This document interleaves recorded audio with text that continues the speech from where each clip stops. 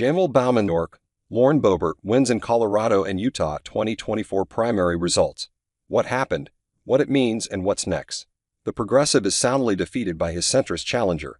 Voters pick Mitt Romney's likely replacement, and Boebert's gambit appears to work. Following a bitter, highly watched campaign, incumbent Rep. Jamaal Bowman was easily defeated by George Latimer, his centrist challenger, in Tuesday's New York Democratic primary in a blow to the progressive wing of the party.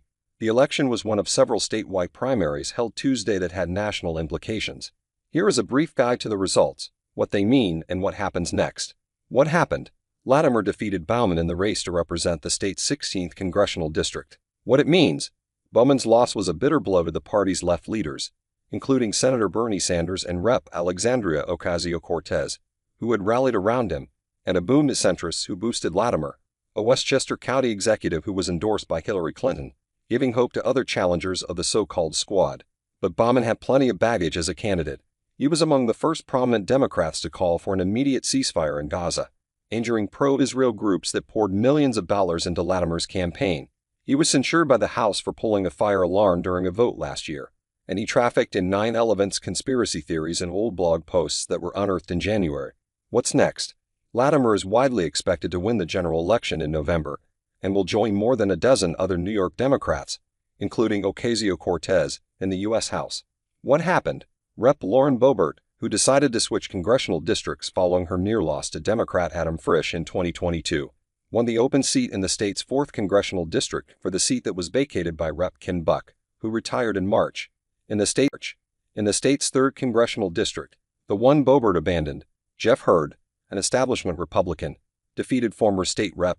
Ron Hanks, a Trump supporter who was at the Capitol on January 6, 2021, and Greg Lopez, a former mayor of Parker, Colo, and an outspoken election denier, won the special election to finish the remainder of Buck's term.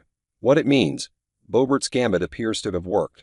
Lopez has already said he is not running in the fall, clearing her path for another term in Congress in a safer district that leans heavily Republican.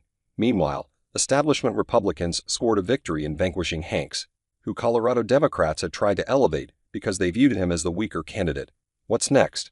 Hurd will likely take on Frisch, the presumptive Democratic nominee, in November. What happened? In Utah, there were 4 key races to watch, including one that will likely decide the successor to retiring GOP Senator Mitt Romney. Gubernatorial, Republican Bob Spencer Cox, an outspoken critic of former President Donald Trump, staved off a primary challenge by Phil Lyman, a right-wing election denier. Trump did not formally endorse Lyman. Senate, Rep. John Curtis, an environmentalist and moderate conservative, defeated Trump-endorsed Riverton Mayor Trent Staggs and former State House Speaker Brad Wilson, a Trump backer, in the Republican primary for outgoing Senator Mitt Romney's seat in the U.S. Senate. House.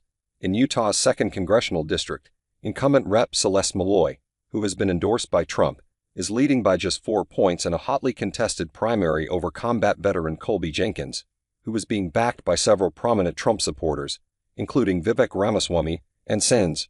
Rand Paul of Kentucky and Tommy Tuberville of Alabama. Per the Associated Press, the race remains too close to call as of Wednesday morning, and in the open race to represent Utah's 3rd congressional district, State Senator Mike Kennedy, a Trump supporter who was skeptical of U.S. financial support for Ukraine, defeated Case Lawrence, a self-described trampoline park entrepreneur. What it means? Since Democrats hadn't won a Senate seat in Utah since 1970, Curtis will be heavily favored to replace Romney, meaning the seat will stay Republican and remain moderate. What's next? The winner of the Malloy-Jenkins primary will face Democrat Nathaniel Woodward in the November